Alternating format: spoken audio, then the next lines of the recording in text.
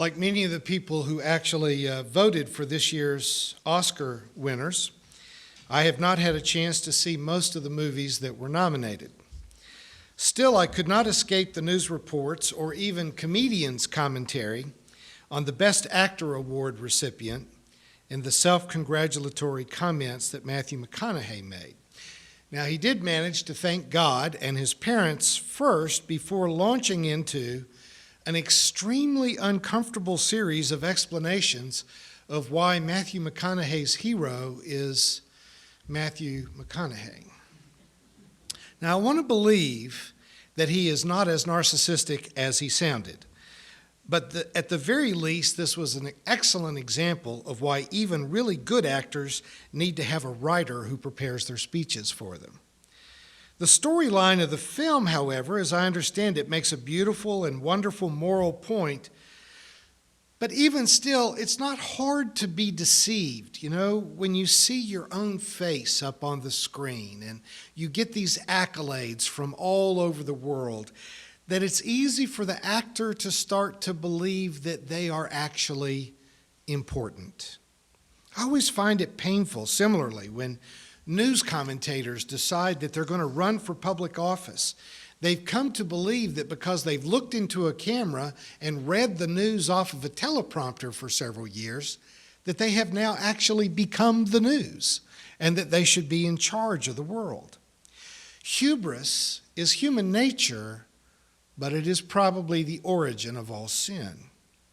For centuries, the Catholic Church has implied that the original sin has something to do with sex. That's not, however, what the Genesis narrative suggests. We may be annoyed, for example, when squirrels decide to get into the bird feeder, but you don't talk about sinful squirrels. Squirrels are just doing what is within the nature of squirrels. You may hate it when the deer come into your yard and eat your vegetable garden or your shrubs and your flowers, but we don't call them sinful deer. Sure, some of you want to shoot them, but really, it's not because they're bad deer. They're just doing what deer do. Human beings, as naked apes, only talk about sin because we consider ourselves to be somehow aware that we have, as in the Garden of Eden narrative, eaten the forbidden fruit that makes us know the difference between what is right and what is wrong. And even though we know, we still sometimes choose to do what is wrong. And that's the definition of sin. The Garden of Eden story says that the narrative of human sin begins with the kind of arrogance, the kind of hubris, the kind of narcissism that wants to become equal to God. Now, I've often joked that were it not for the church's mastery of guilt and fear, that I would not be employed. But clearly, the progressive church is not so easily manipulated by either of those two old standbys of religion. But I do think that we should slow down for a moment and give a little bit of thought to the topic of sin. Like most aspects of spiritual thinking, there is the macro and there is the micro and there is the macro. That we have to think about the personal, but we also have to think about the social. There are individual aspects, private, personal aspects to our spirituality, but it's never private. It may be personal, but it's never private. You have to be willing to see how our spirituality is planted in the broad spectrum of the entire globe. Now, this past week, Rachel Maddow aired a special to answer the question, why did we do it? Why did we invade Iraq? And based on recently released documents from the Bush administration, it becomes inescapably evident that our nation used the tragedy of 9/11 to give us an excuse to attack a nation whose only real provocation, was that they were dragging their feet about getting oil out of the ground and into the world market. Now, like many of you, I was involved in protests back in 2003, carrying signs that said, "No blood for oil." We suspected that oil was the reason for the war, but we didn't know it. But if we can trust the honesty of Maddow's reporting on the newly released documents, the indefensible hubris that allowed us to justify killing off more than 4,000 of our own soldiers and tens of thousands of Iraqi civilians was to keep the supply of oil on the world market large enough to keep the prices down. That now seems to be unavoidably true. And yet, what strikes me about this is our willingness to be made aware of that truth and have almost no reaction to it. That we can accept the kind of hubris that it took to spend that much money and kill that many people in order to keep the oil market glutted. How could you not call that sin? How is that not social sin? How is that not hubris at the level of a national government? Energy executives in secret meetings with Vice President Cheney, with the blessings of President Bush, mapped out a strategy that would use Iraqi oil to bump up the world supply, even though it was unavoidable that it would result in tens of thousands of deaths. Now I am watching the unrest in the Ukraine with a mixture of sympathy for those people, but also with tremendous fear. I'm not certain that the people in the Ukraine have not been encouraged to sever ties with Russia and align with the West, because Russia has been a major exporter of natural gas, which flows exclusively through pipelines that go through the Ukraine.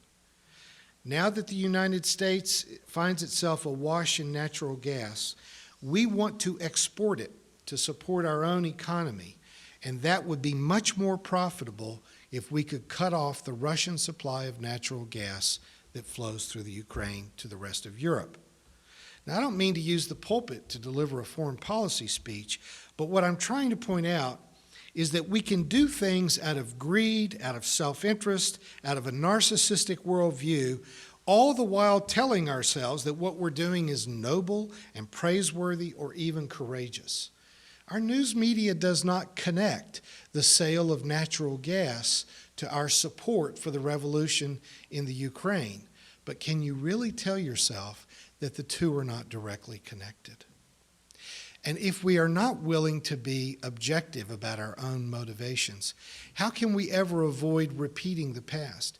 Even comedians have made light this week of President Obama saying to Putin, "You can't just invade another country without probable cause." I mean, maybe President Obama missed Rachel Maddow's show, but of countries that have on a large scale invaded foreign countries on false pretenses, it looks like we're king of the hill right now. Soren Kierkegaard once said that we are objective about others but subjective in our view of ourselves, when in fact we should strive to be subjective about others and objective in our self-appraisal. That is, we look across the globe and we make ourselves feel comfortable by portraying Vladimir Putin as an old Soviet-style dictator while allowing ourselves to view our nation as being a beacon of freedom and democracy. What if Putin is really just defending Russia's natural gas trade that is long established? What if that's all he's really doing, is defending their economic tie to the need to be able to transport natural gas to Europe?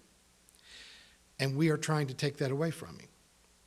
Can we be objective about our own motives and allow for a bit of subjective view of the motivations of other people whom we do not know and cannot say exactly what their motivations are? That the citizens of Ukraine are in danger right now is a horrible thing, but I'm not sure that they weren't put in harm's way, that this civil strife was not created by our desire for a larger natural gas market.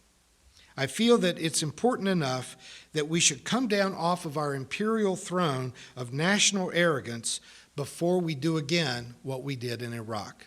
Or, as you've heard me say before, I am already against the next war.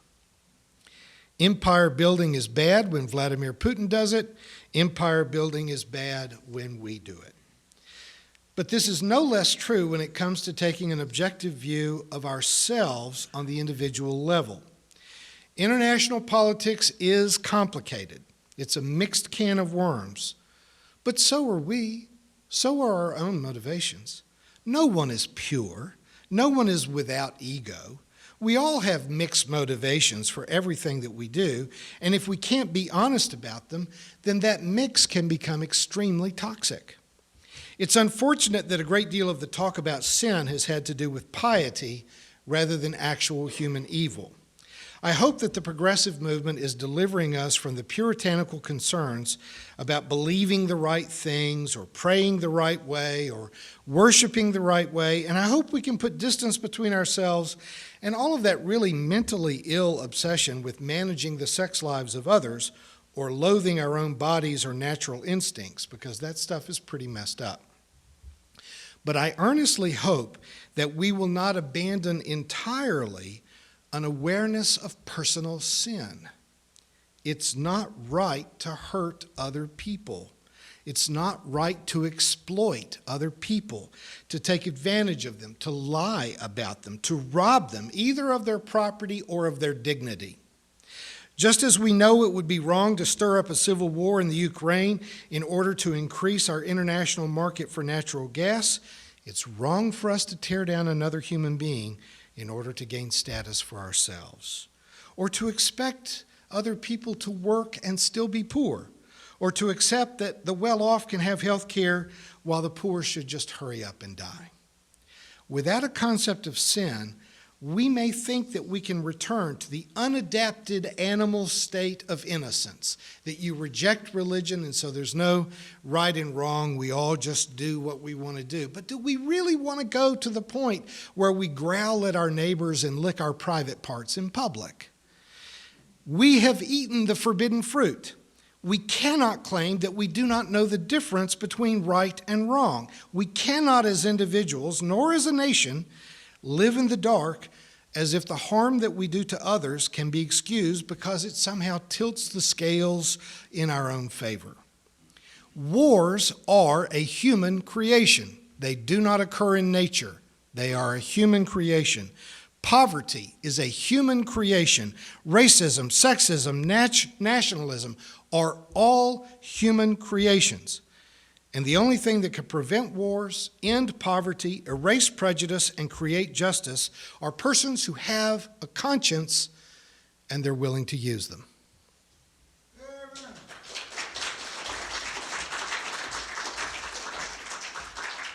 You've been watching a progressive Christian video from the Community Christian Church of Springfield, Missouri.